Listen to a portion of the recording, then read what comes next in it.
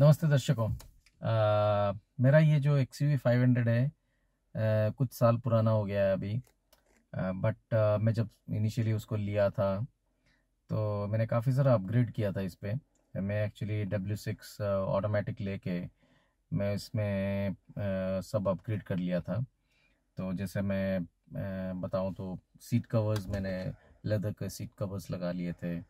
और स्टीयरिंग आप अगर देखोगे तो मैं इसको कस्टमाइज़ किया हूँ। स्टीयरिंग व्हील पे लेदर का फिनिश मैं स्टिच करवाया हूँ टू मैच द सीट्स। फिर उसके बाद में म्यूज़िक सिस्टम भी इसका अपग्रेड कर दिया। जैसे XUV 500 आप अगर देखते हो तो ये इसका जो म्यूज़िक सिस्टम है ये बिल्कुल ही अच्छा नहीं है। और इसमें एक ड्रॉबैक क्या रहता है कि आप ये जो सिस्टम है म्यूज़िक सिस्टम, आप इसको बदल नहीं सकते क्योंकि इसमें बहुत सारा जैसे गाड़ी का इंफॉर्मेशन जो है, जैसे फ्यूल हो या डिस्टेंस कितना जाना हो, या इंजन का कुछ प्रॉब्लम हुआ हो या सर्विस ड्यू हो, ये सब जो है वो सिस्टम पे आता है।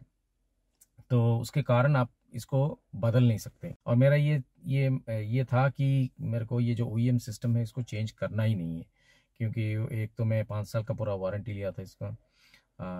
तो मैं इस वारंटी में कुछ छेड़छाड़ करना नहीं चाहता था, तो इसलिए सिस्टम को निकालना नहीं था मेरे को। तो सिस्टम रख के क्या अपग्रेड कर सकते हैं, तो उस हिसाब से मैंने क्या किया था, जब वो ऑडियो स्पेशलिस्ट को बताया तो मैं जिसके पास भी चेंज किया वो काफ़ी सारे सेलिब्रिटीज़ का म्यूज़िक सिस्टम अपग्रेड करता रहता है। जैसे if you know actor Prithviraj, जो मलयालम मूवी इंडस्ट्री के टॉप एक्टर है, उनका गाड़ी भी यही ऑडियो स्पेशलिस्ट जो है इन्होंने चेंज किया था। इनका दुबई में भी शॉप वॉप है, सीरियस साउंड करके। तो उन्होंने मेरा गाड़ी का जो है ऑडियो अपग्रेड किया था। काफ़ी अच्छा ऑडियो अपग्रेड किया था क्योंकि वो एयरिंग देखो या एक तो क्लीन क्लीन काम होना बहुत ज़रूरी है। जब भी आप किसी भी ऑडियो स्पेशलिस्ट के पास आप गाड़ी अगर चेंज करते हो, अपना अपग्रेड करते हो म्यूज़िक सिस्टम, तो एक तो है कि वायरिंग का बहुत बढ़िया क्लीन काम होना बहुत ज़रूरी है क्योंकि फिर नहीं तो क्या होगा कि कुछ दिन जाएगा, 8-10 दिन बाद, 15 दिन बाद आपका वायरिंग में शॉर्ट हो जाएगा, कहीं जल जाएगा, कहीं फ्यूज़ उड़ेगा। तो इसीलिए वायरिंग बहुत अच्छा होना बहुत ज़रूरी है, तो इसका ध्यान बहुत दिया गया है। तो मैं ये क्या किया, ये जो पूरा सेटअप है, मैं आगे एक कंपोनेंट लगाया हूँ, पीछे भी एक कंपोनेंट स्पीकर लगाया हूँ और एक सबवूफर लगाया हूँ। और ये दो कंपोनेंट और एक सबवूफर को रन करने के लिए मेरा साउंड मतलब OEM जो सिस्टम है, सिस्टम को का साउंड बेटर देने के लिए मैं एक साउंड प्रोसेसर लगाया हूँ जो है ऑडियो कंट्रोल का DQ61 ऑडियो कंट्रोल का। उस टाइम पे बहुत अच्छा था। 3-4 साल हो गया है मेरा सिस्टम को अभी। आज तक कोई प्रॉब्लम ही नहीं हुआ है। DQ61 का एक ऑडियो कंट्रोल का साउंड प्रोसेसर लगाया हूँ। वहाँ से जो इनपुट वो अपग्रेड करके भेजता है, that sends it to the amplifier, जो कि मैं एक 5 चैनल का रॉकफोर्ड फोस्केट का एम्पलीफायर लगाया हूँ। And from the amplifier it is distributed to जो आगे का जो कंपोनेंट है, बीच वाले रो का जो कंपोनेंट है और पीछे का जो सबवूफर है, ये सबको ड्राइव करता है। तो ये बहुत सारे वेराइटीज़ ऑफ कंपोनेंट आते हैं। जैसे आपको 3-4 हज़ार से कंपोनेंट मिल जाता है। कंपोनेंट बोले तो आपको 1-2 ट्विटर आएगा और 2 मिड बेस स्पीकर आ जाएंगे। और उसके साथ आपको 2 क्रॉसओवर भी आएंगे। इनपुट लाइन आएगा, क्रॉसओवर में आएगा, क्रॉसओवर से डिस्ट्रीब्यूट होगा आपका ट्विटर को और मिड बेस को। मैं जो कंपोनेंट लगाया हूँ आगे, वो हर्ट्स का माइल्ड प्रो का कंपोनेंट लगाया हूँ आगे क्योंकि उसका एक जो वॉइस क्लैरिटी है बहुत ही अच्छा है। और जो बीच में मेरा जो कंपोनेंट लगा है वो रॉकफोर्ड फॉस्केट का प्राइम कंपोनेंट लगा है। और जो सबवूफर लगा है वो रॉकफोर्ड फॉस्केट का सबवूफर लगा हुआ है। ये जो सबवूफर लगाया हूँ बिकॉज XUV का जो बूट स्पेस है बहुत कम ही है जब आपका 7 सीटर खुलता है। तो मैं इसको क्या किया हूँ, इसको कस्टमाइज़ किया हूँ शैलो सबवूफर लगा के, ताकि वो जो 7th सीट ओपन होने के बाद जो स्पेस है उसी में ही वो फिट हो जाए वो सबवूफर। ये बहुत ही ज़्यादा लाउड नहीं होता है, जो कि बाहर आपको साउंड सुनाई देगा किसी को, जैसे कोई किसी गाड़ी में जब सबवूफर ऑन होता है, चलता है, तो बाहर लोगों को सुनाई देगा। ये बाहर साउंड नॉइज़ नहीं करेगा एकदम, लेकिन अंदर जो भी बैठे हैं क्रिस्टल क्लियर म्यूज़िक और सबवूफर का जो थंप है, यू विल फील दैट। तो ऐसे करके मैं मॉडिफाई किया हूँ अपने गाड़ी को। और गाड़ी का जो बाहर का नॉइस कट करने के लिए मैं डोर डैम्पिंग किया हूँ। हालांकि बहुत सारे लोग क्या करते हैं कि नीचे बॉडी में भी डोर डैम्पिंग कर देते हैं, ऊपर सीलिंग में भी डोर डैम्पिंग कर देते हैं। मैं अपनी गाड़ी में चारों डोर और जो डिक्की है, डिक्की डोर, वो पांचों डोर को मैं उसको डोर डैम्पिंग किया हूँ। जो डॉक्टर आर्टेक्स का डोर डैम्पिंग शीट आता है, बहुत सारे आते हैं, सिटी के, डॉक्टर आर्टेक्स, मैं सिटी के का भी यूज़ किया हूँ कुछ पोर्शन, और डॉक्टर आर्टेक्स का भी कुछ यूज़ किया हूँ। जैसे 900 to 1000 एक शीट पड़ता है, जो मेरे एक डोर में दो शीट लगाए to make it little heavier. जैसे कि बेस और थंब जब भी होता है तो वो टिन का जो साउंड है वो आएगा नहीं। जो शीट, बॉडी शीट जो होता है उसको थोड़ा हेवी बनाया जाता है। मैं आपको दिखा दूंगा कैसे साउंड होता है जहाँ पे डैम्पिंग हुआ है और जहाँ पे डैम्पिंग नहीं हुआ है।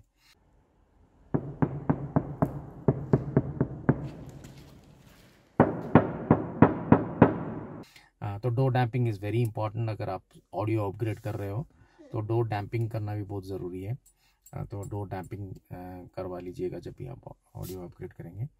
और ये जैसे मैं पहले भी बोला था और एक बार भी बोल दे रहा हूँ कि जो वायरिंग है, बहुत सारे जैसे ग्लेडन का और बहुत सारे डिफरेंट कंपनीज़ का वायरिंग किट आता है। तो अच्छे क्वालिटी का वायरिंग किट लगाइए, अच्छे जगह पे करवाइए वायरिंग, जहाँ पे कि वो क्लिप और ये ज़्यादा यूज़ करे, no wire cuts and all.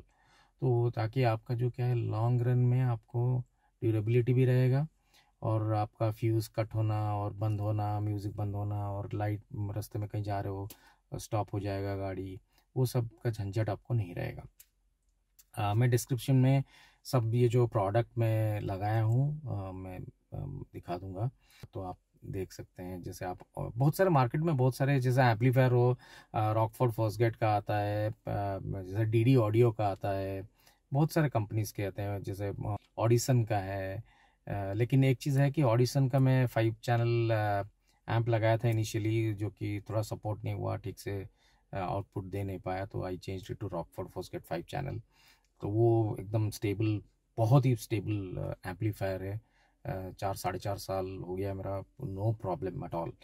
तो जो भी एम्पलीफायर आप लगाओ तो हाई तो पावर जो है वो पावर लोड लेने के लिए एम्पलीफायर लगाइए, सही एम्पलीफायर लगाइए, और इंश्योर कि वो जो एम्पलीफायर है वो स्टडी हो। जैसे पायनियर भी है, पायनियर भी बहुत सारे लोग लगाते हैं। 17-18,000 में 5 चैनल मिल जाता है, 18,000 में 5 चैनल मिल जाता है।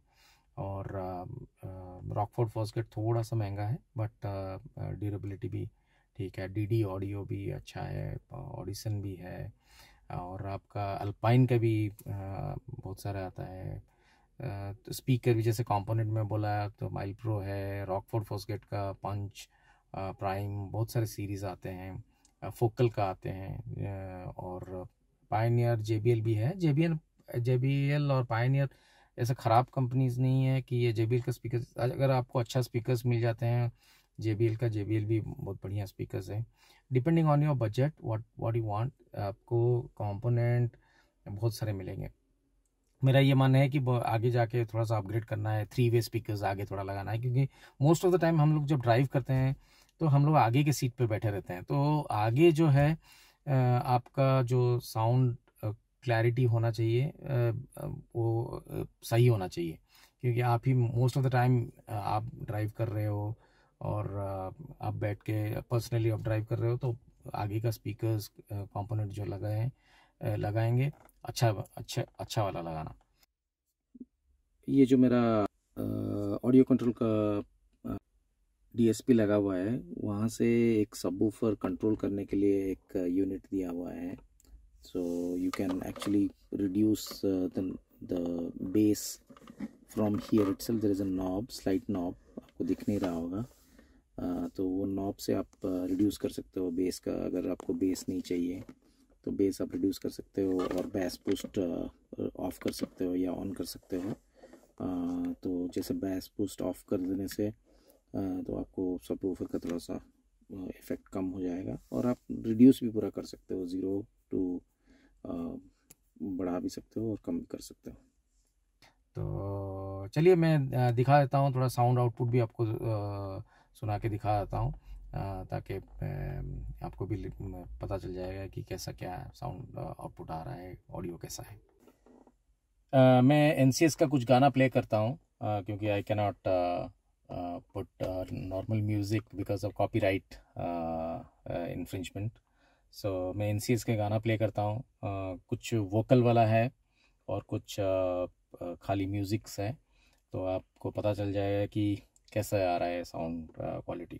तो मैं अभी प्ले करता हूँ NCS का songs.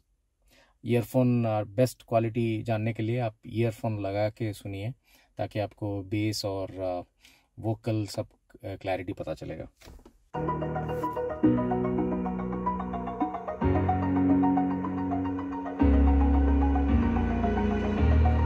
Over the edge, feel like I'm floating through the air. The pain I felt is paid for, all is said and done. Oh, I am restricted, fixed upon the web. I need to kick the habit that my mind is breathing in. Break out, I've got to see. Spent all my life holding all of it closely. I played it innocent, a feel of discontent. I'm finally facing it all, fearless.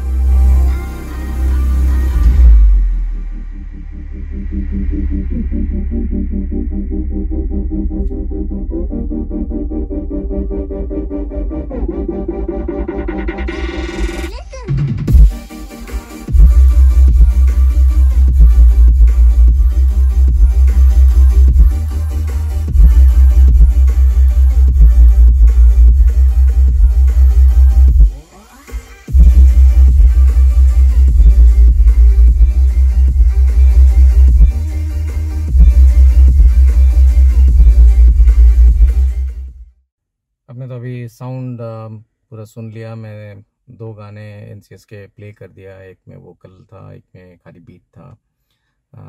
तो आशा करता हूँ कि आपको ये video अच्छा लगा होगा। अगर आपको कुछ इन्फॉर्मेशन चाहिए म्यूज़िक अपग्रेड के बारे में तो आप कमेंट कर सकते हैं, और I will be happy to assist you. मैं कुछ जगह जानता हूँ जहाँ पे स्पेसिफिक ऑडियो स्पेशलिस्ट है डिफरेंट डिफरेंट सिटीज़ में, जो कि मैं अपना उनका पेज फॉलो करता हूँ, तो I know how they do.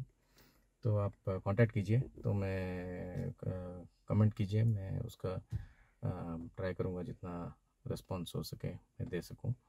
और enjoy the music, or if you like the video, please like and subscribe, and do share it with your friends.